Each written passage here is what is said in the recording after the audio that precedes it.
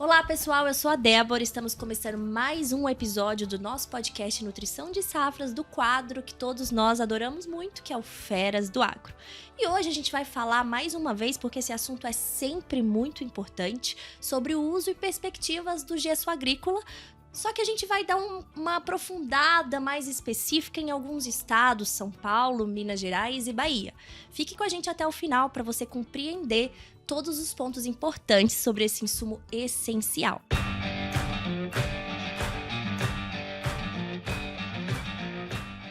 E para falar sobre ele, temos duas feras, uma já é conhecida e uma é novidade por aqui. Maurício Comori, que é gerente de pesquisa e desenvolvimento de mercado e um grande parceiro da Mosaic, a Agronelli Soluções. Seja bem-vindo, Maurício. Olá, muito obrigado, Débora. Obrigado, Benatti. É um prazer enorme estar aqui com vocês e receber esse convite para poder falar ao lado de feras, né?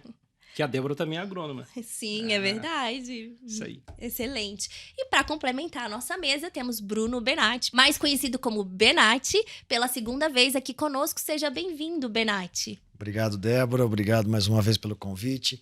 E obrigado também a Agronelli por estar aqui com a gente, para a gente passar mais um pouco de discussão, levar informação para o campo, para o produtor, que é o intuito nosso aqui. Perfeito. E para a gente começar, Maurício, você pode trazer uma perspectiva como é a história da Agronelli, como vocês atuam hoje no Brasil? Legal. Toda vez que a gente fala sobre a Agronelli, né, assim, a gente tem que cada vez mais falar com mais propriedades, né? Hoje eu estou com 22 anos de casa, então cada vez mais a gente vai incorporando a cultura da empresa. A Agronelli surgiu há 36 anos em Uberaba, né, já lá atrás, dentro do departamento de pesquisa, o Marco Túlio Paulinelli, que é o nosso presidente, né, o qual a gente deve tudo isso a ele, né? O gesso agrícola só é hoje uma grande, né, realidade em função dos primeiros trabalhos que foram ali inicialmente trabalhados dentro do projeto de pesquisa que a Fosfert antigamente tinha o departamento ali em Uberaba. E aí o Paulinelli, com todo aquele conhecimento, visão de futuro, né, já identificou ali as propriedades interessantes desse produto, que a gente vai estar abordando sobre ele, né? Mas são 36 bons anos que a Agronelli sobrevive, vem trabalhando, e a especialidade nossa é a construção de perfil do solo, né? Então, nada mais do que falar de gesso agrícola. Fantástico, Maurício. E a primeira pergunta para vocês aqui, aproveitando esse link de história da Agronelli, contribuição para a agricultura brasileira, o básico precisa sempre ser dito. Qual que é a importância do gesso agrícola quando a gente olha para o contexto da área de atuação de vocês hoje? Benatti, posso falar? Pode. Tem muito, né? Por favor. Eu brinco pros, lá atrás, as primeiras palestras, que o gesso ele é quase que um bombril. 1001 utilidades, né? Então a gente separa algumas delas. O gesso tem papel fundamental, como eu já disse, né? O Cerrado brasileiro, que iniciou as primeiras pesquisas para a expansão da agricultura no Brasil, foi decorrente dessas pesquisas. E lá atrás, o benefício do gesso já foi identificado. Então, a gente fala que o principal dele é neutralizar, diminuir o alumínio tóxico, né? A atividade tóxica do alumínio em subsuperfície, e levar cálcio e outros nutrientes, que a gente fala de redistribuição de nutrientes no perfil. A gente falava muito de gessagem, o termo técnico na literatura, né? E hoje, mais recente, aí, os últimos 5, 10, 8 anos, a gente fala mais de construção de perfil do solo, que acaba que hoje nós estamos falando aí de uma área específica da agronomia, que é a parte de fertilidade de solo, nutrição de plantas, mas que hoje está envolvido fortemente com outros setores dentro da agronomia, né? Outras áreas. A gente pode falar aí tanto da parte química, quanto também da parte biológica. Então, cada vez mais a gente vê a interação dessas áreas trabalhando em conjunto. Então, vai muito além de uma só propriedade. Quando a gente fala de benefício, o próprio produto ele já tem, na sua característica, garantias de cálcio e enxofre. Então, por si só, ele é um fertilizante altamente utilizado, né, e altamente solúvel. Então, tem culturas que têm uma necessidade maior e, logicamente, você vai empregar isso de acordo com o manejo. Você pega, por exemplo, cultura do tomate, né? O tomate é extremamente exigente em cálcio, então ele pode ser aplicado tanto na parte de preparação, quanto também em cobertura. Ou você pega outras culturas como o café, que é uma cultura perene, e aí você tem uma necessidade de tanto construir perfil de solo, né? Que é jogar o sistema radicular mais para baixo, como também a parte nutricional. Então, a gente tem muitas vezes ali o efeito entre os dois benefícios, tanto como fertilizante, como construção de perfil, condicionador. E aí, quando você olha também, lá nos livros de literatura, o próprio Witt já tinha colocado isso no seu último boletim, que o uso do gesso pode ser, inclusive, associado, né, para a melhoria do condicionamento de estercos. Né? Então, aquele esterco que tem ali, na maioria das propriedades, pode ser agregado com o uso de gesso, né, que aí vai formar um composto que é muito conhecido por todos nós, que é o sulfato de amônio. Na parte de decomposição, de fermentação ali do composto orgânico, você tem uma perda natural de nitrogênio para a atmosfera, na forma de amônia. Então, o gesso pode ser usado também, agregado ao composto, para formar esse sulfato de amônio, né, que é um fertilizante, né, a parte química dela que é bastante interessante. Então, brincadeiras à parte, né, a gente tem aí o gesso como 1001 utilidades e a gente pode falar muito delas ainda aí. E lembrando, né, que a gente aqui estamos num país tropical, um país que temos solos fisicamente ótimos, né, solos profundos, mas são solos pobres quimicamente. Né? São solos que naturalmente eles têm uma toxidez de alumínio e esse alumínio tóxico impossibilita a raiz de descer no perfil, de crescer. Então alguém que tenha algum produto que tenha essa capacidade de tirar essa toxidez, então a gente começa a fazer de um ambiente não tão propício ao crescimento de raiz para um ambiente que sim possa ter crescimento de raiz. Né? Então o gesso ele vem neutralizando o alumínio, fornecendo cálcio. Poxa, agora essa planta, tendo uma ótima genética, ela pode crescer em profundidade. Então, os solos do Brasil, grande parte deles tem acidez. O gesso vai ser recomendado, vai ter resposta ao gesso. Perfeito, né? E dessa forma a gente consegue ter melhores resultados, tanto nas culturas anuais quanto cultura perene, né? Que depende muito desse perfil de solo que a gente então fala, né? Sim. E aí abre outros assuntos, como o aproveitamento de fertilizante, né? Nós estamos falando aí de um produto que gera um resultado direto no solo que vai beneficiar o fertilizante que vem aí da adubação química. Então é extremamente importante a gente comentar o quanto que é importante a gente trabalhar a base de solo para ter uma agricultura sustentável. Sustentável no sentido econômico, né? Porque sustentável não é só, como se diz, né? O verde não paga as contas, tem que estar no azul, não é isso? Então a gente tem que fechar no azul, quer dizer, pagando as contas e com certeza esse benefício do gesso ele é benéfico, né, para vários outros adubação, resistência a estrasito, aproveitamento de áreas que antigamente não era considerável agricultável, né? Você pega as áreas de cerrado, a gente estava brincando aqui até mais cedo, né? Que a gente falando que a idade nossa vai começando a aparecer, mas é que a gente vai descobrindo nos livros de literatura, né? E aí a gente vê o quanto que a expansão do cerrado, né, foi importante a utilização de corretivos e o próprio gesso agrícola para propiciar esse aumento produtivo. Perfeito, pessoal. E aí, quando a gente fala de solo, vocês trouxeram aqui a visão dos solos brasileiros terem esses desafios físicos, especificamente nos estados da Bahia, São Paulo, Minas Gerais. Quais são essas características de solo que o gesso contribui? A gente pode citar mais algumas? Legal. O Benatti já adiantou um pouquinho.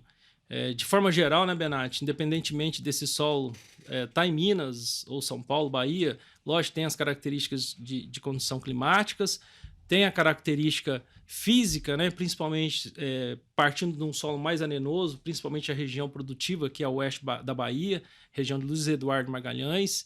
Mas a gente tem uma diversidade de solos que, na maioria delas, você tem um teor de alumínio alto, ou seja, saturação de alumínio alto em perfil. O que é o perfil? Abaixo da camada superficial, que a gente chama de 0 a 20 centímetros, que é aquela camada agricultável que normalmente o produtor faz uma análise de solo padrão para conseguir verificar os níveis de fertilidade quimicamente e fisicamente, porque ele pode fazer ali uma análise textural, que é ver quanto que ele tem de argila, quanto que ele tem de silt, né, e quanto que ele tem de areia. Ali ele consegue saber qual é a classificação textural desse solo. Mas independentemente disso, o que a gente vê? Que solo arenoso ou um solo argiloso, você tem limitação, né? Logicamente que respeitando a característica desses solos, você tem sim uma limitação, principalmente condicionada a essa acidez que o alumínio propicia. Vou dar um exemplo, né? Quem planta muito algodão, vou pegar de novo a Bahia como exemplo. O algodão é uma cultura extremamente sensível à saturação de alumínio, né? Então a Débora, que é de Minas, sabe muito bem, conhece a quinta aproximação. Lá tem uma página específica falando só de tolerância à saturação de alumínio no solo. E o algodão é uma das principais culturas que tem uma pouca tolerância a essa toxidez. E ela chega a fazer um ângulo de 90 graus sistema radicular no solo e muitas vezes que é confundido, inclusive, com compactação de solo. E, na verdade, é uma compactação química que a gente chama, né? Por quê? Porque tem ali uma presença de alumínio. Então, esse alumínio, dependendo da característica do solo e da cultura instalada, ela vai ser mais ou menos tolerante aí ao crescimento radicular. E aí a gente sabe que a maioria das culturas hoje de altos tetos produtivos, quase que geneticamente, quando você trabalha uma cultura para responder em produtividade, ela vai perdendo ali em termos de tolerância. É lógico que você tem instituições de pesquisa como a própria Embrapa, que já trabalha com genótipos, né, de plantas que você consiga ter ali uma tolerância maior a essa saturação. Mas são casos específicos. Na grande maioria, você tem uma alta genética com alto potencial produtivo e acaba tendo ali uma exigência maior, tanto nutricional, quanto também uma tolerância menor a essa acidez. Aliada ao alumínio, né, você tem também a característica de ter baixo teor de cálcio, que é um outro elemento que a gente fala que esse nutricionalmente é importante para o sistema radicular. Então, assim, o cálcio ele é responsável principalmente para desenvolvimento, né, de célula, e aí você tem tanto a parte aérea quanto a parte de raiz, a necessidade de ter cálcio.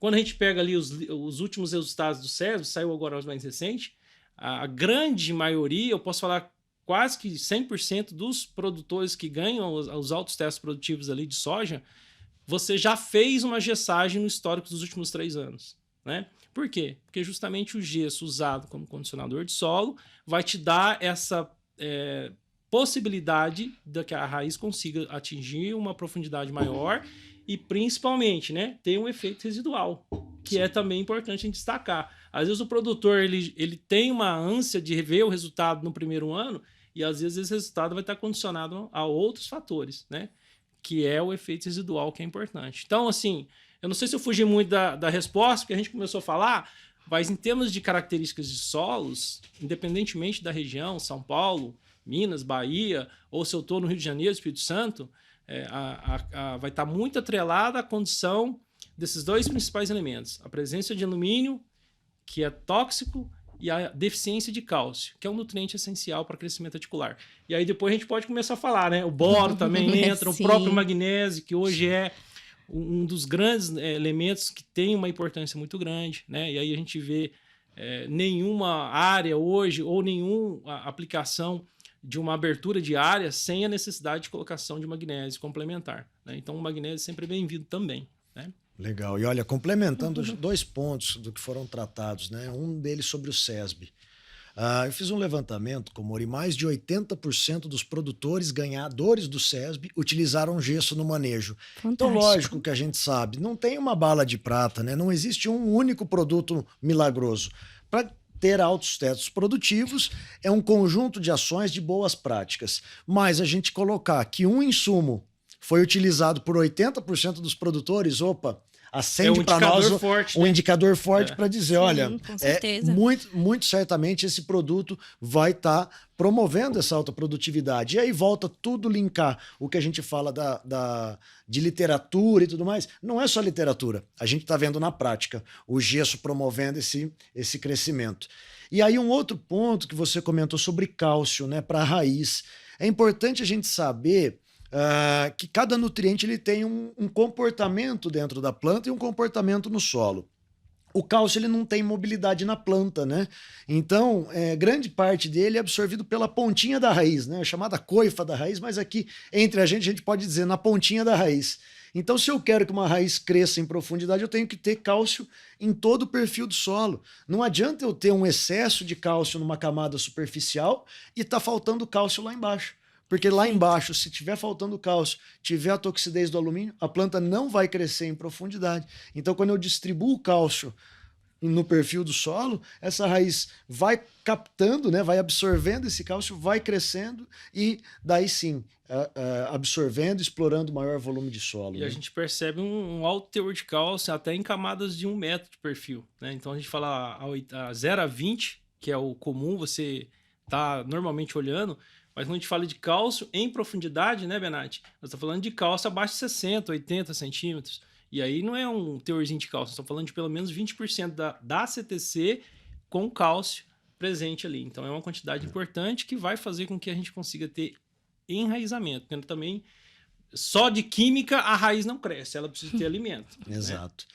Para a gente aqui, até fazendo um trocadilho, né, para a gente mais profundo aqui no sistema, a gente tem que parar ou melhorar um pouco, como já tem algumas pessoas falando, perfil não é 20, 40 centímetros. Exato. Perfil Perfeito. de solo, nós temos que pensar 1 metro, 2 metros, né? Se eu tenho raiz de uma planta chegando a 2 metros, eu tenho que ter condição até 2 metros. Sim. Ela não vai chegar lá porque ela está... Né? Ela vai chegar se tiver condições, porque o potencial genético é alto, altíssimo. E a gente tem que dar a maior número de condições ou possibilidades para que essa planta consiga crescer e aí sim expressar o potencial genético, né? Eu cheguei semana passada da Bahia, estava conversando com os colegas de lá e da parte de consultoria, e nós temos produtores lá com raiz de soja 1,5 metro.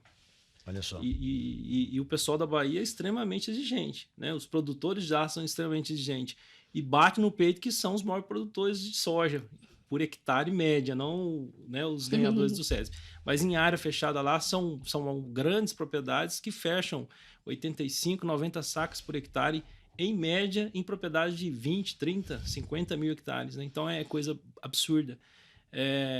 Algodão, então assim, a construção de perfil aonde você tem uma tecnologia de alta produtividade, não tem como. Né? Você tem que usar essa tecnologia, porque não tem como você atingir uma correção de perfil abaixo dos 40 centímetros, a não ser com um produto que vai conseguir descer essa camada. Né? E o gesso ele é altamente solúvel, então ele tem uma solubilidade de 2,5 gramas por litro, comparado, por exemplo, com o carbonato, que é o calcário, ele tem 0,14.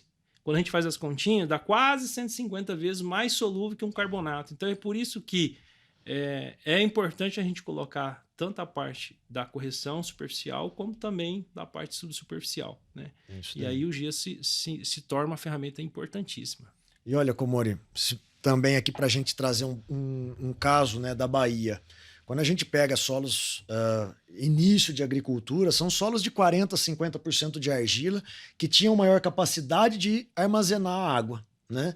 A gente pega uma agricultura pouco mais nova, oeste da Bahia, são solos com 70% de areia, 80% de areia. Então são solos que não conseguem armazenar tanta água. Então num solo desse veio a dificuldade. O que eu tenho que fazer para ter uma agricultura num solo de 5, 10, 15% de argila? Num solo que não armazena água. A gente tem que pensar em perfil de solo.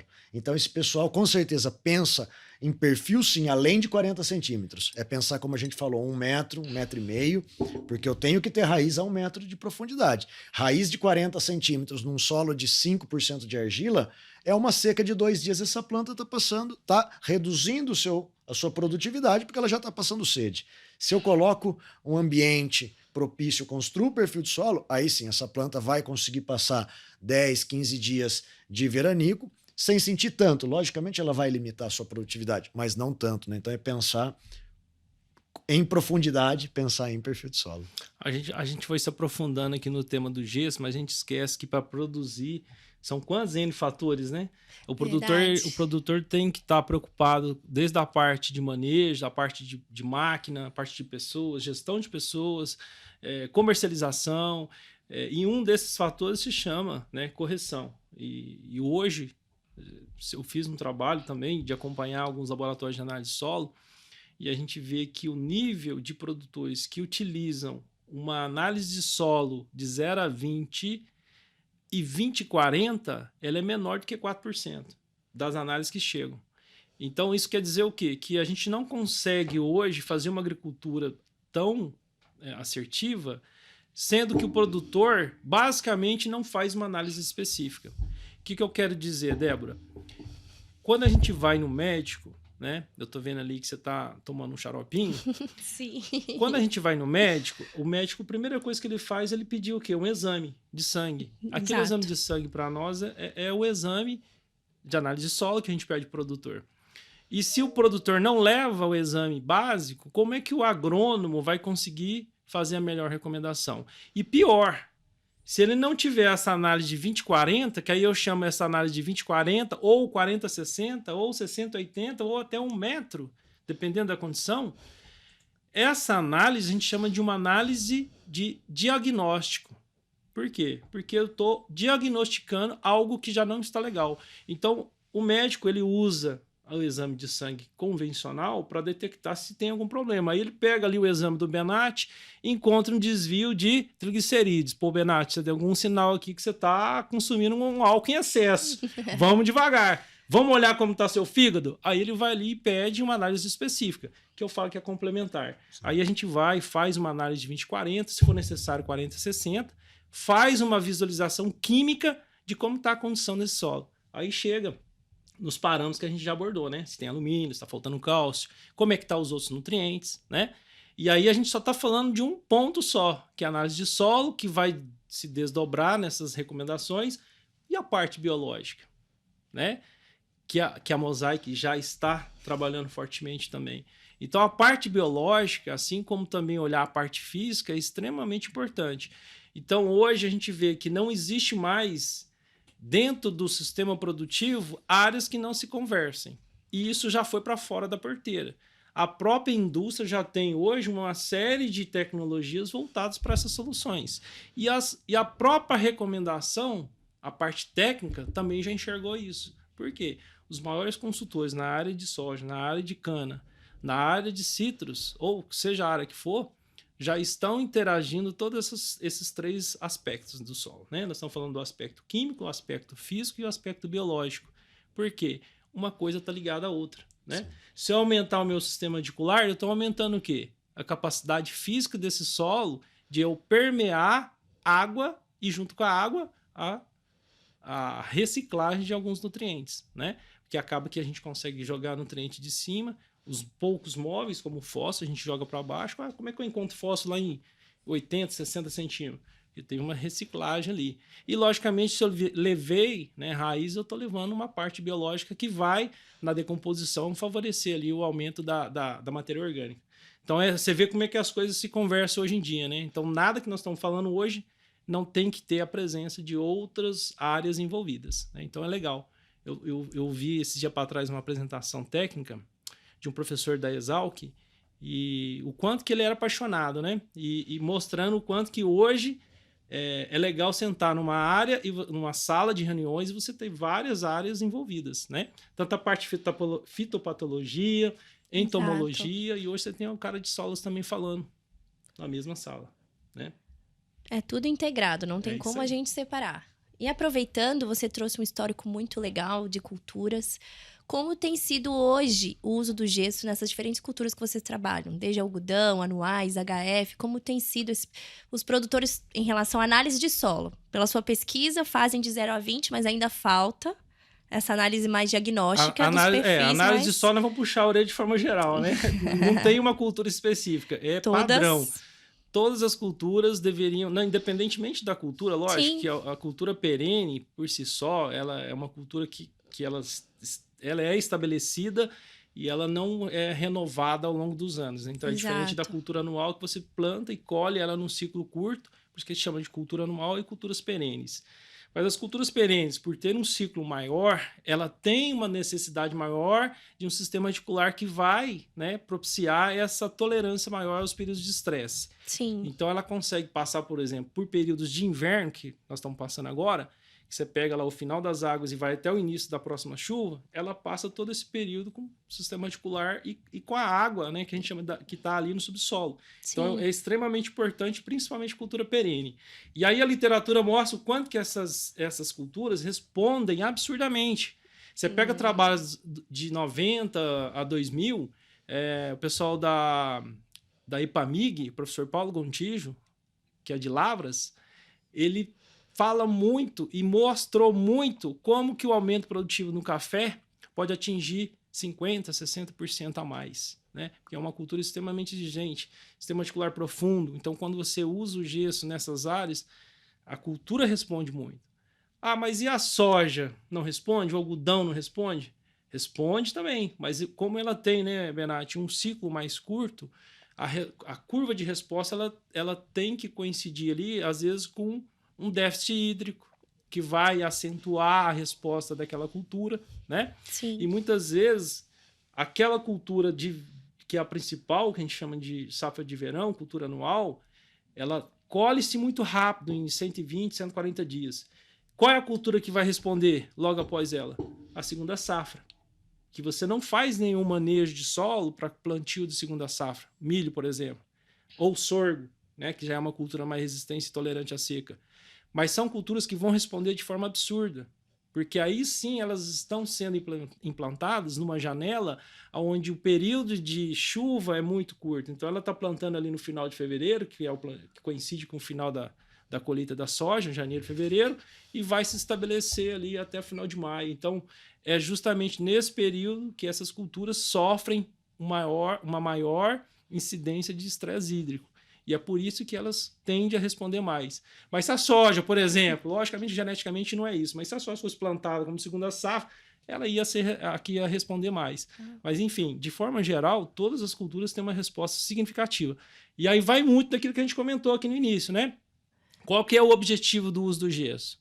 Eu quero usar ele como construtor do perfil ou eu quero usar ele como fonte de cálcio e enxofre?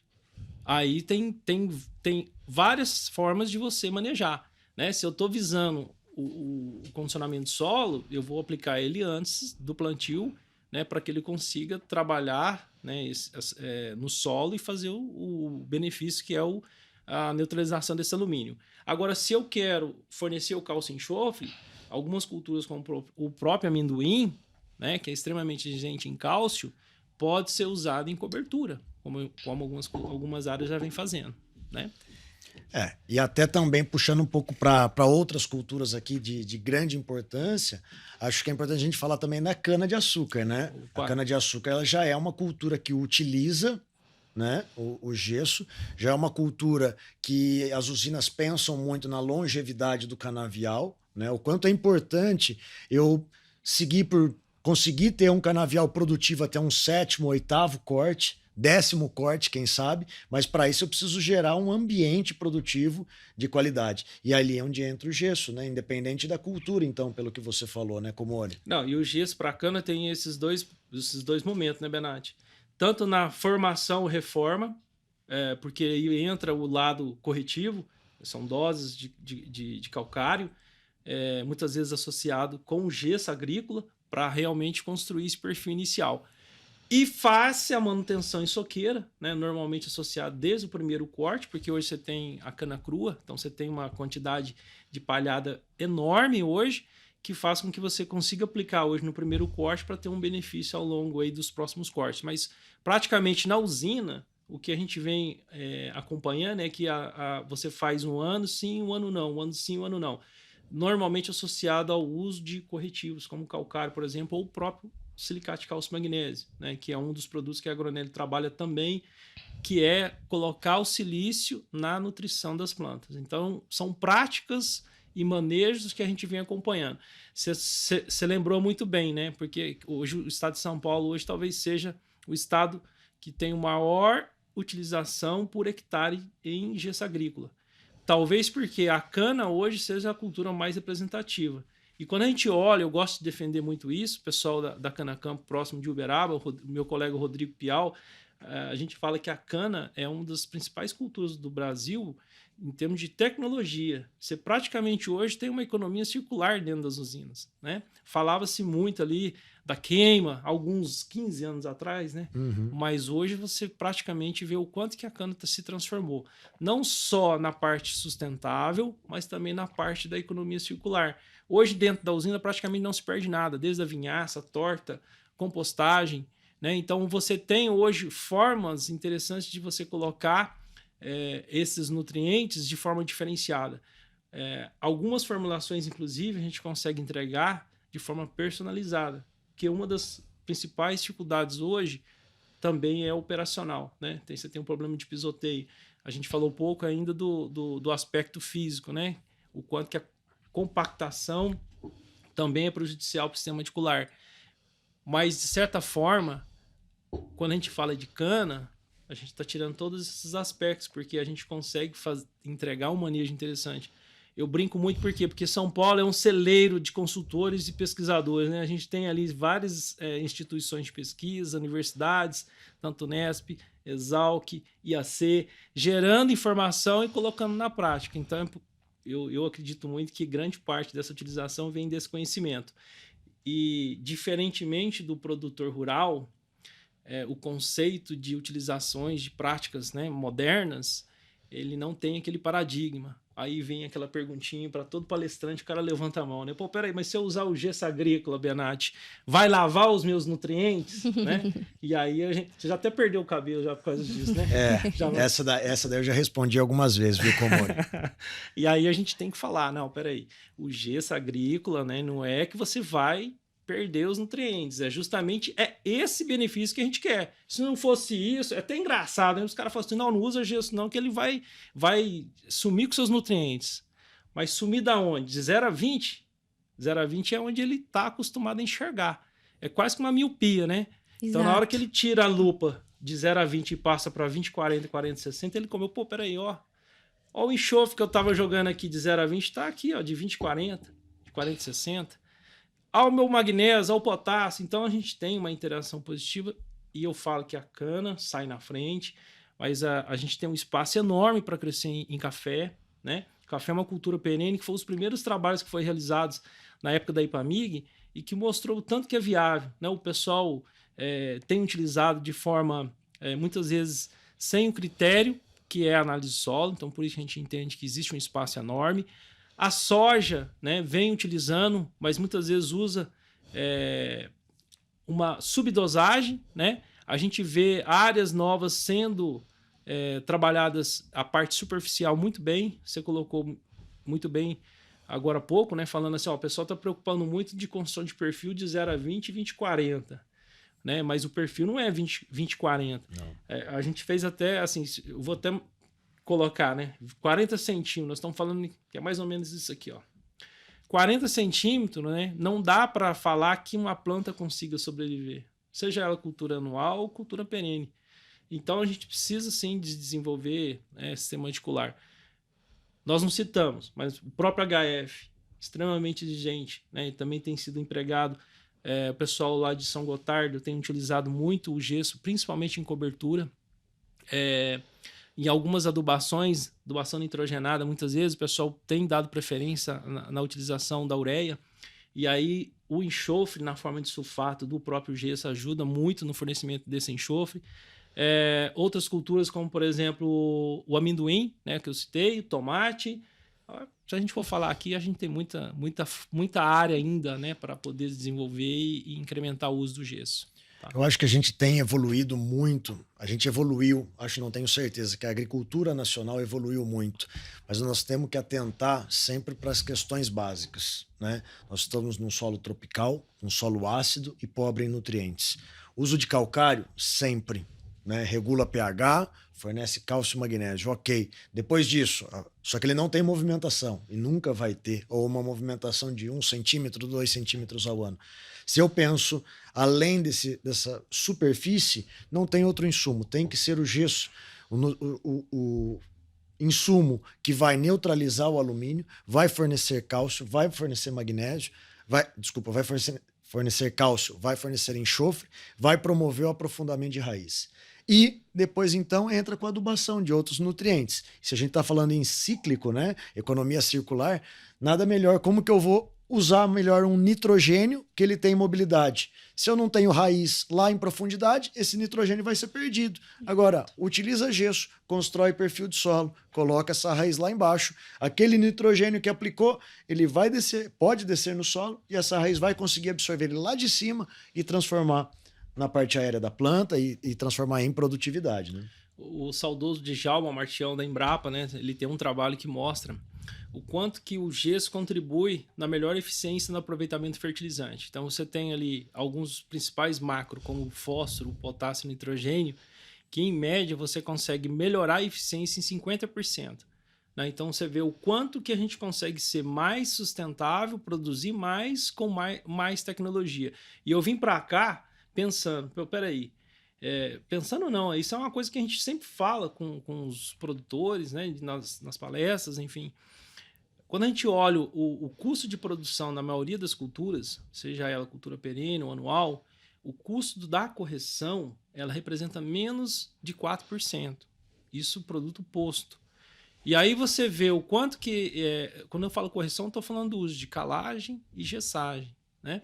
O quanto que esses dois insumos entregam para a agricultura e a gente ainda usa muito pouco daquilo que você tem de potencial.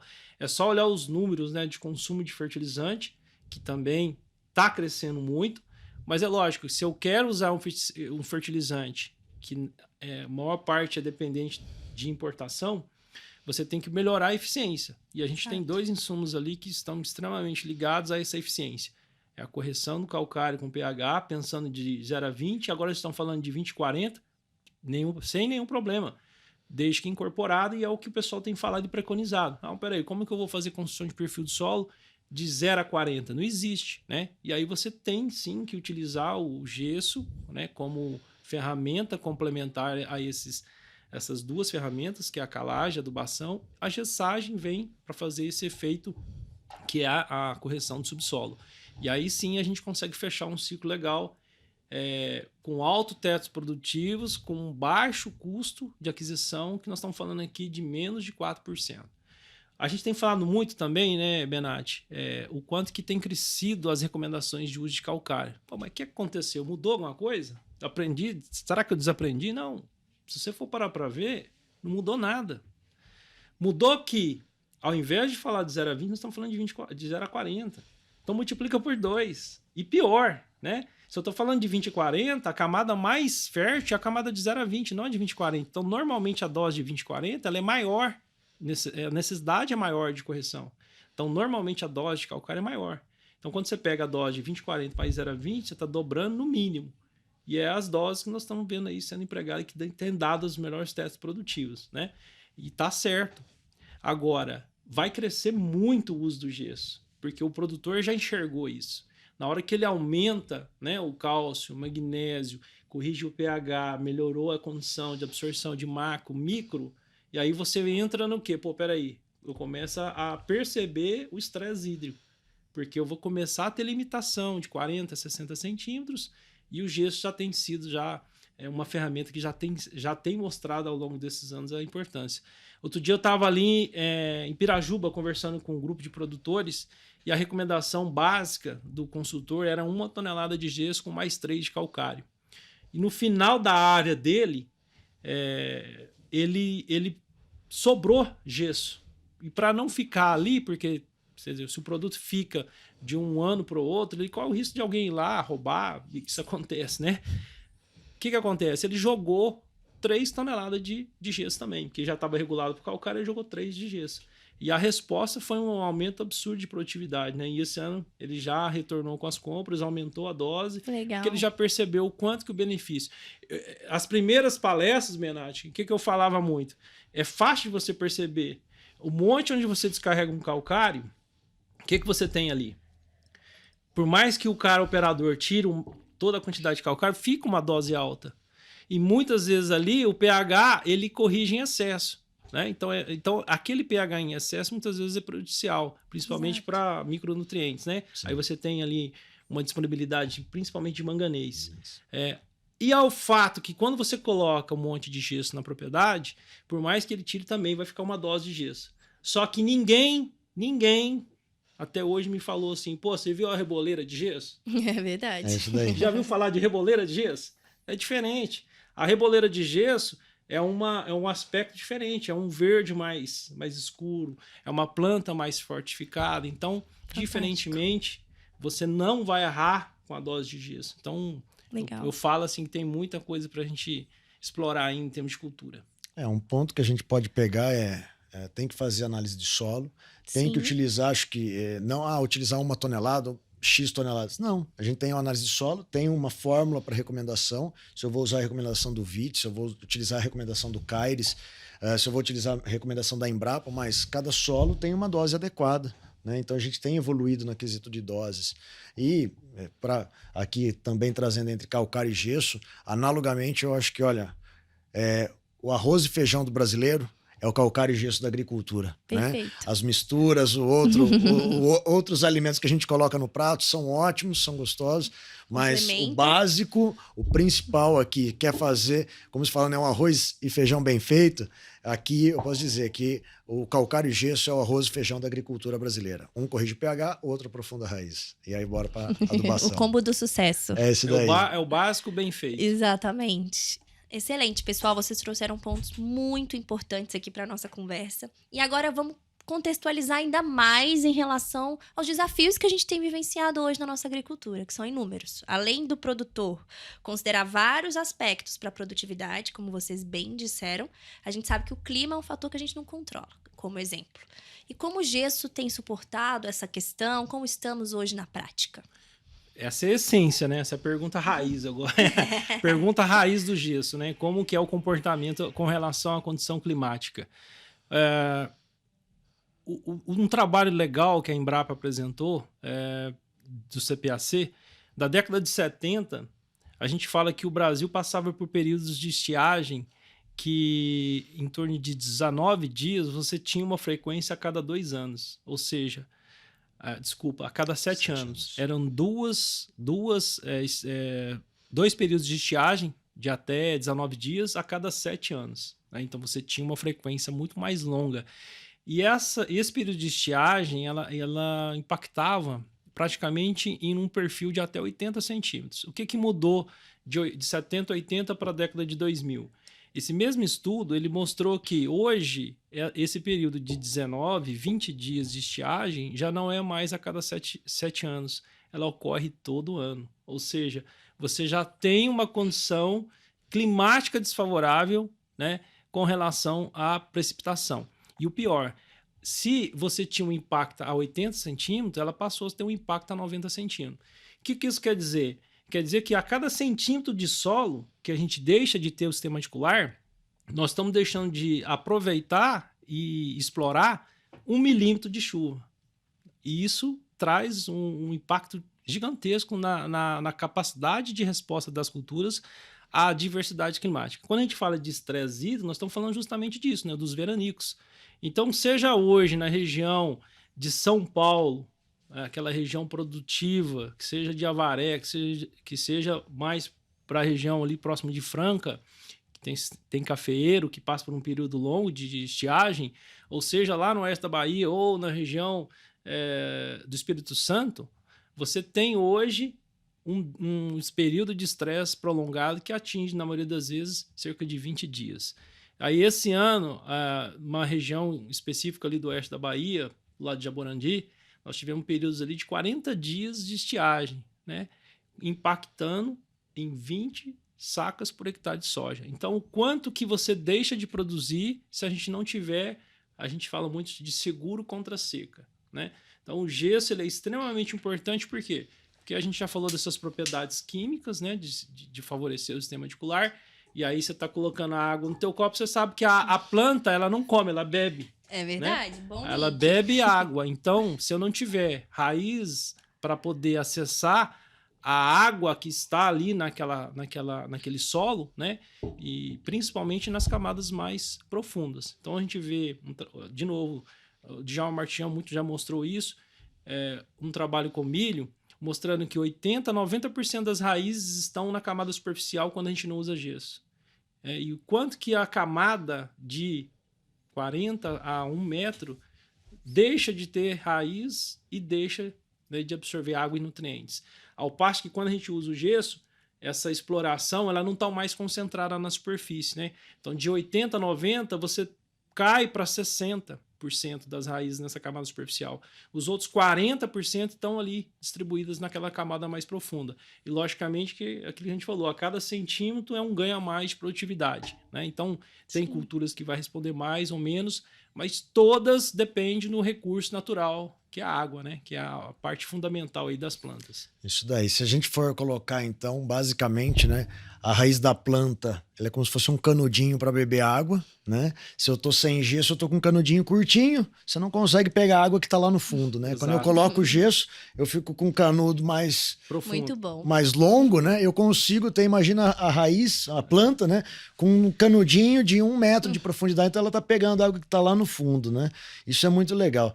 E você trouxe aí resultados consagrados da Embrapa de 1980. Eles não deixaram de ser verdade, eles continuam valendo. E a prova disso, lógico que a teoria se aplicando, mas tem resultados recentes, até da equipe de Botucatu, do professor Crucial, em que estudou a quantidade de raiz a 80 centímetros, 1 metro. E com a utilização de gesso quase dobrou o volume de raiz a 80, 100 centímetros. Olha a importância do uso do gesso, corroborando com os estudos lá do Djalma, né, há 20, 30 anos atrás, o que hoje ainda acontece. Quase dobrando o volume de raiz a 80 centímetros, 1 metro, resultando em produtividade, resultando em maior absorção de nutrientes. Esse é um grande benefício, né? O professor Crucial é um dos grandes estudiosos aí da parte de solos, respeitado em outras áreas também, mas solos ele é bastante conhecido. E você falou muito bem, né? Quando a gente aumenta o sistema radicular, proporcionalmente a capacidade de absorção de água e nutrientes, né? Porque não é só água. A planta ela absorve os nutrientes, né? Justamente através da água, que é o insumo ali que vai abastecer a capacidade de produção das plantas, né? É isso aí. Fantástico. Comori, e além desse ponto que a gente está falando de seca, existe um outro aspecto que a gente enfrentou, viu no ano passado, muito aqui no estado de São Paulo, Minas, que são as queimadas, né? Então a gente está acostumado num solo em que, principalmente de cana, né, com muita proteção ali de palha sobre o solo, e a gente viu muitas áreas ali sofrendo com queimada. O que pode acontecer num ambiente que teve uma queimada e se há uma indicação de uso de gesso nessa área também? A queimada vem se tornando mais frequente, né? O que o produtor está fazendo é se precaver. Então, eu andando, né, nas estradas, a gente vê o quanto que o produtor já está se preocupando e fazendo os devidos aceros, né, que a gente chama, que é as áreas de proteção, e principalmente ali em torno das rodovias. Voltando para a pergunta, cana não foi só uma das culturas que sofreu. A gente viu pastagem, áreas enormes de pastagem também se perdendo aí ao longo do ano passado. Quando a gente fala de queimada, nós estamos falando de 2 principais fatores, né? Uma queima realmente da matéria seca, né? Da palhada, e isso, logicamente, é o que condiciona muitas vezes o solo a ter um ambiente mais favorável, principalmente no aspecto biológico. Quando a gente fala de proteção de palhada, nós estamos falando de uma temperatura mais amena. Logo abaixo da primeira camada, ali, 5 centímetros, você já nota uma diferença de temperatura. Logicamente que é um ambiente mais favorável para a biologia do solo. Praticamente, quando a gente fala de queimada, nós estamos jogando grande parte dessa biologia embora, né? Nós estamos falando de um carbono que está se perdendo. E quando a gente fala do aspecto de nutrição, parte daqueles elementos que estão na palhada também vão se embora. E aí sim entra, né, o manejo adequado de você fazer uma devida correção para que você consiga restabelecer mais rápido possível aquelas áreas, seja de cana, de pastagem, café. Então, assim, todas as culturas de forma geral. Foi bem triste o ano passado, a gente viu isso. Os produtores estão se precavendo, né, como falei, mas é importantíssimo que o produtor faça uma análise de solo novamente e a gente faça uma recomendação baseada na necessidade. Mas ali, a princípio, você vai ter que restabelecer muitas vezes ali o uso do gesso para que a planta consiga desenvolver o sistema radicular. Quando a gente fala de cana, muitas vezes a cana, né, é uma cultura semiperene, porque ela tem ali vários cortes ao longo do ciclo produtivo dela, que pode chegar de 8, 10 anos, né, dependendo do manejo do produtor, todo, né? ele chega até 15, mas é uma cana mais bem cuidada, enfim. Mas a gente sabe que a soqueira, ela vai depender muito ali da reserva da raiz, né, do sistema radicular. Então, quando a gente vai e joga ali o gesso para melhorar aquela condição, juntamente com os outros nutrientes, o próprio cálcio e magnésio, que não se perde na queimada, né, diferente daí do gesso, na forma do sulfato, mas ali são um manejo de corretivo que vai propiciar esse primeiro arranque inicial. Então, assim que surgir as primeiras chuvas, né, essa área vai se beneficiar. Por isso que é importante a gente sempre estar atrelado aí à necessidade de fazer uma análise de solo novamente, né? Chamando atenção aí, sempre baseado na análise de solo. E aproveitar a época, né, de entre safra, se a gente conseguir considerar aí de junho a setembro, é época em que tem uma menor incidência de chuvas, é um momento que às vezes a área de milho safrinha foi colhido, aquele solo está ali sendo preparado para a safra que vem adiante. Então é o momento de fazer análise de solo, momento de fazer correção, momento de aplicar o gesso para essa cultura que logo outubro está aí, então as chuvas, e de novo a gente vai ver a próxima safra vir pujante com o uso de calcário, gesso e fertilizantes. Né? Complementando, né, a informação, quando a gente fala de gessagem, principalmente nessas áreas, ela se torna mais fundamental ainda, porque se você já tinha um solo que já estava ali há praticamente 10 anos sem mexer, você já tinha uma matéria orgânica, uma cobertura de palhada interessante, né? Então acaba que a queimada, ela tira todo esse trabalho ao longo dos anos, né? Tudo aquilo que o produtor trabalhou, que a usina constituiu ao longo dos anos, investiu, ela se perde. Então, o mais importante nesses anos é fazer uma boa correção, construção de perfil. Para quê? Para que a planta consiga desenvolver o seu sistema radicular e aí conseguir recuperar parte dessa nutrição, estabelecer de novo, né, o sistema produtivo dela. Sim. E uma pergunta aqui de curiosidade. A geada, no caso do café, que sofre bastante ali, principalmente em Minas, né, acredito, o uso do gesso na construção do perfil, a gente consegue associar em plantas que resistem mais a esse fenômeno? Eu brinco muito, assim, com relação ao menino, né? A geada, ela vai afetar principalmente os mais novos ou os mais velhos, né? Mas, de forma geral, o que acontece? Uma planta mais sadia, é logicamente sabido que ela consegue suportar períodos de estresse maior, seja por estresse climático ou condição realmente de temperaturas amenas, né? No caso das geadas, são temperaturas extremamente baixas, né, por um período curto. Isso aí você vai trazer um impacto muito negativo. Não para se proteger, mas eu digo que para recuperação, as plantas conseguem sim ter um período de recuperação mais rápido. Porque, novamente, se você tem uma planta mais sadia, logicamente você está falando que ela tem um sistema radicular mais bem desenvolvido. Ela tem uma capacidade de regeneração muito maior. Né? O equilíbrio nutricional dela é maior porque ela está absorvendo mais água, mais nitrogênio, mais potássio. Potássio, inclusive, está muito ligado à questão de recuperação das plantas, aliado ao fósforo. Então, são nutrientes que vão ajudar a planta a passar por aquele período de estresse. Há um tempo atrás, né? O estado de São Paulo fugiu ali de algumas doenças como o CVC na citricultura. E uma das questões que mais era empregado, né, era se o solo ali está com algum problema, a região está com algum problema, o citricultor mudava de região. E a gente vê que muitas dessas áreas poderiam ter sido recuperadas com um manejo nutricional mais equilibrado. Outro aspecto bastante importante, né, que a gente vê é que essa nutrição ela está não selecionada, ela está o comportamento da nutrição está relacionado a todos os nutrientes. E eu vou citar um dos principais nutrientes que ajuda bastante nessa questão de tolerância a estresse, que é o silício. Né? O silício é um elemento ali pouco se falado, mas que traz um benefício direto no aumento da proteção.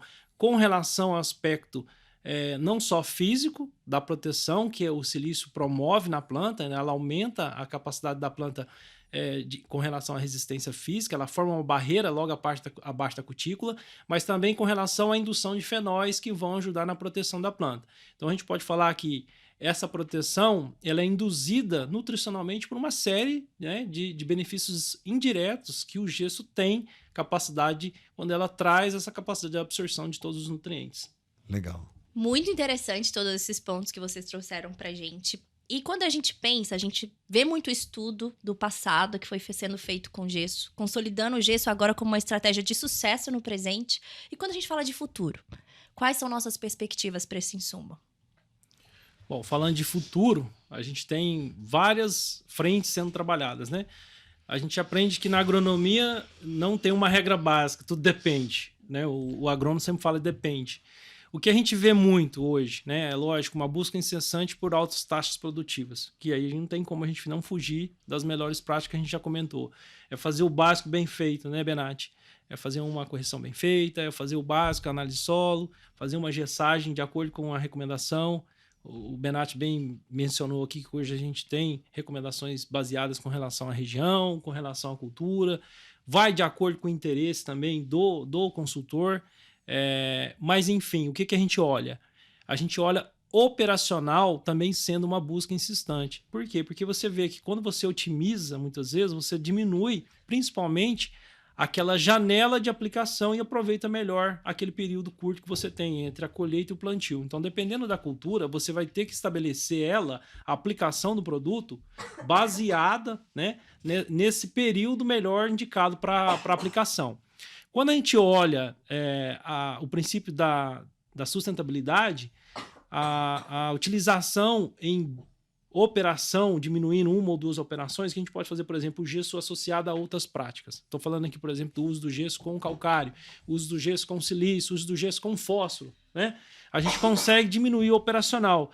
Esse operacional ele tá diretamente ligado ao quê? Ao menor consumo de diesel. E aí, quando eu falo diesel, nós estamos falando do segundo elemento, o segundo ponto que impacta diretamente na emissão do CO2. Então, a gente fala que aquela pegada de carbono está muito ligada hoje à questão operacional. Então, eu vejo que a questão das altas taxas produtivas, aliada a uma produtividade sustentável, vai ser uma busca frequente. Terceiro ponto, né?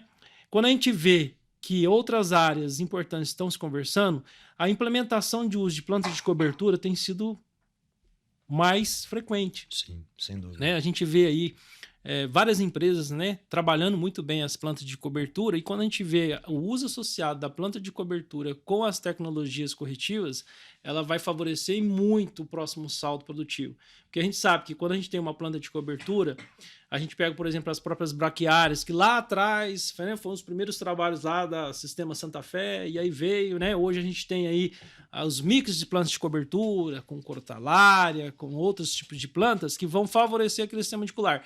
Quando a gente usa um sistema radicular mais profundo, principalmente aquelas pivotantes, aquela raiz é um ponto e um canal, né? A gente chama de microporos biológicos que vão favorecer essa melhoria do aspecto também químico lá na camada subsuperficial. Então, de toda forma, eu acho que vai crescer muito nesses aspectos. Então, a gente precisa de olhar muito o manejo que o produtor está trabalhando, tanto biológico, quanto o aspecto físico, quanto o aspecto também de otimização, e a gente está falando aí de sustentabilidade e um manejo de menor pegada de carbono. E um ponto também, falando em sustentabilidade, Komori, você comentou em relação à menor emissão de gases, mas também a gente pode atuar ou pensar como a parte de sequestro de carbono, né? Se eu estou colocando gesso, eu estou propiciando mais crescimento de raiz, essa raiz crescendo no solo, depois que eu corto essa planta, que eu colho essa planta, esse carbono vai ficar no solo.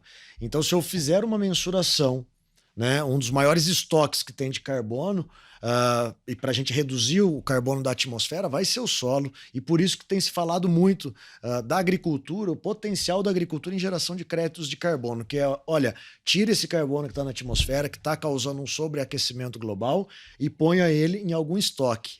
Qual é esse estoque? É o solo. E como que eu coloco carbono no solo? Fazendo massa, fazendo parte vegetal dentro do solo, que é nada mais é do que a raiz. E se a gente colocar o gesso, o que a gente falou aqui desse período todo gesso favorece raiz. Então eu posso sim dizer indiretamente que eu vou colocar gesso, coloco raiz, coloco carbono. Então se a gente pensar no futuro, geração de crédito de carbono, vejo que a gente pode ter um grande potencial do uso do gesso como gerador de crédito de carbono por aumentar massa de raiz no solo. E você pega o Brasil com as características de solo profundo, com características de condição climática, é o único país, é o principal país que tem áreas para você crescer em áreas produtivas, sem desmatar, né? Reforçando aqui, sem a necessidade de desmatar, a gente consegue crescer em área plantada, a gente consegue crescer na utilização desses insumos e de forma sustentável. Por quê? Diferentemente de um país de clima temperado, você praticamente não viabiliza plantas de cobertura. Exato. E aí, mais uma vez, o Brasil se destaca, né?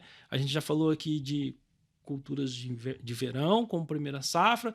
Hoje o Brasil se destaca com produção em segunda safra. Antigamente era safrinha, hoje a gente já atinge testes produtivos muito maiores, então a gente chama de segunda safra. E a gente consegue colocar aí mais um manejo interessante, que são as plantas de cobertura. Só que, de novo, planta bebe, não é só água, né? Ela bebe nutrientes.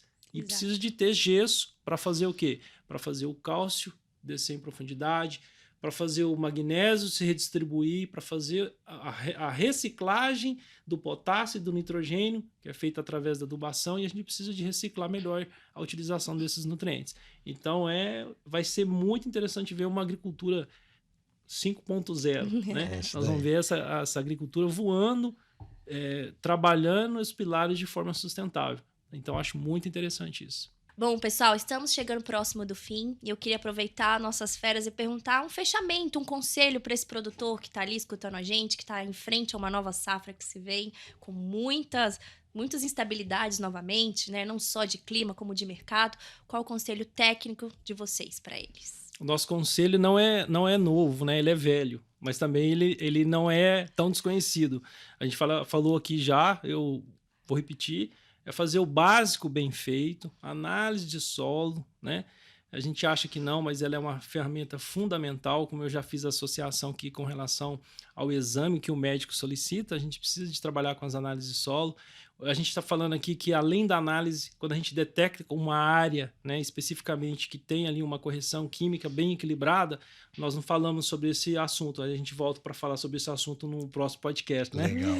Mas a gente falar um pouquinho sobre o aspecto da análise biológica, né? O quanto que hoje ela dá uma visibilidade, porque áreas quimicamente muito bem corrigidas não produzem como outras áreas. Então, a gente vê que o aspecto biológico também vem se tornando fundamental para a gente conseguir altos tetos produtivos, né? E aí a gente coloca também nesse bolo o quê? Uma agricultura que olhe o contexto de forma geral, né? E aí a gente olha o quê? O manejo, né? O produtor ele tem N fatores para se preocupar. Então, não é só período de aquisição, forma de aplicação. Isso tudo vai variar de acordo com a região característica específica. Então, eu falo que não existe uma regra de bolo, mas a gente tem, sim, hoje, recomendações baseadas em pesquisa, né? A gente já comentou algumas delas aqui, que vão embasar, dar embasamento técnico para que o consultor consiga fazer a melhor recomendação. E o aspecto que eu vejo que cresce muito, né, Benato, do meu ponto de vista, a questão de sustentabilidade, pegada de carbono. Há uns 5 anos atrás, a gente nem imaginava, de certa forma, como que seria impactante. A gente cita, dentro da usina, por exemplo, o carbono hoje, né, a pegada de carbono hoje, ela já representa a terceira fonte de recursos, né, de resultados dentro de uma usina. Então, o quanto que isso é importante e vai crescer para as outras culturas, né? O próprio café é uma delas que já vem trabalhando muito fortemente. Enfim, então eu vejo esses aspectos fundamentais, né? Fazer o básico bem feito, uma análise para deixar os nossos doutores, né? Fazer uma recomendação mais assertiva e trabalhar principalmente esse lado sustentável, otimização de fórmulas, né? Hoje a Agronélia se especializa muito nessa questão de fórmulas, hoje a gente consegue atender produtores de forma personalizada, né? Porque aquele momento ideal para aplicação ele tem que aproveitar. Né? Então, eu já falei aqui da questão do menor consumo de diesel, está atrelado a essa otimização. Então, além do gesso, eu consigo colocar um fósforo, beleza, vamos embora. Né? Consigo colocar outros nutrientes, boro, por exemplo. Então, a gente tem uma infinidade de possibilidades de melhorar o manejo dentro da propriedade. Né? Então, eu vejo isso. Né? Legal. Acho que como um fechamento aqui, objetivo nosso, né, atuando na agricultura, a gente está tratando de cada vez mais deixar o produtor e a agricultura resiliente. Né? Que é o quanto ele consegue se adaptar mais rapidamente. E tem coisas que alteram e coisas que não alteram. Coisas que não alteram, o solo do Brasil. O solo do Brasil vão ser sempre, ou naturalmente, solos ácidos, pobres em nutrientes. Precisamos manejar. Coisas que alteram o clima, a gente está vendo cada vez mais problemas de seca e outros quesitos. Então, nós temos que preparar. O gesso encaixa muito bem sobre isso. Como a gente falou, o arroz e feijão da agricultura brasileira é o calcário e gesso. Então, utilize gesso para aprofundar a raiz. Melhora a absorção de nutrientes, melhora a absorção de água. Se eu penso em algodão, algodão vai passar um longo período de seca, é importante que a raiz esteja profunda para manter produtividade. Milho, segunda safra, idem, né? Eu vou pegar um milho que vai passar por longo período de seca, se ele está com a raiz profunda, ele vai sentir menos. Soja, se eu pego uma soja que tem sistema radicular mais profundo, explora maior volume de solo, ponto positivo. Quem vai atuar com cana, cultura semi-perene, está ali no solo, vai passar por um período de seca. Se eu tenho raiz mais profunda, consegue passar esse período de seca.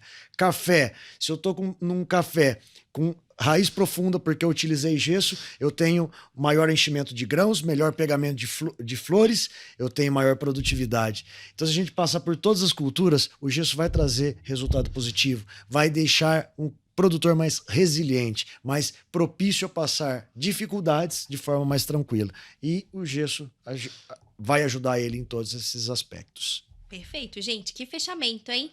Mas agora uma dica. Maurício, produtor de Minas, São Paulo e Bahia, quer comprar gesso com vocês, como que faz? Vamos lá, eu convido a todos, né, para seguir a gente no nosso podcast, inclusive, a gente tem o Conecta Agro, né? É fantástico esse podcast, hein, pessoal? Vamos deixar o link aqui também. É isso aí, fica o convite para vocês acessarem. Mas a gente tem todas as nossas redes sociais, Facebook, Instagram, né, o qual vocês conseguem acessar. Tem ali o link direto, né, com a nossa assistente virtual, né? Hoje a gente tem a facilidade do digital, né, para poder acessar, e fica também os nossos contatos diretos aí de acesso aí através da Agronelli em Uberaba, tá? Então, obrigado mais uma vez aí, fica o convite, né, para que vocês também possam conhecer a estrutura da Agronelli lá em Uberaba. Nós vamos, hein, Benatti? Eu já conheço, mas vou quero conhecer também, hein? Mas olha, eu queria agradecer vocês dois por estarmos aqui nessa oportunidade de esclarecer mais sobre o gesso, esse insumo tão importante. E até a próxima. Agora vocês podem se despedir do pessoal, fica à vontade. Acho que o Maurício despediu, agora é com você, Benatti. Beleza, então. Agronelli, Komori, mais uma vez, muito obrigado pela conversa, da gente sempre estar, mais uma vez, mais essa empreitada da Mosaic junto da Agronelli, ajudando o mundo a produzir os alimentos de que precisa. Muito obrigado, continue contando com a gente, assim como a gente conta com vocês.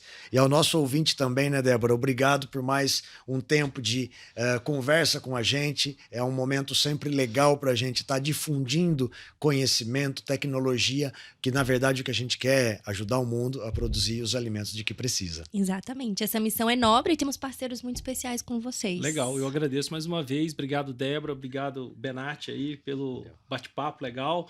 Rapidinho, né? Rapidinho. Passa rápido. Né? A prosa foi ótima. Agradeço demais.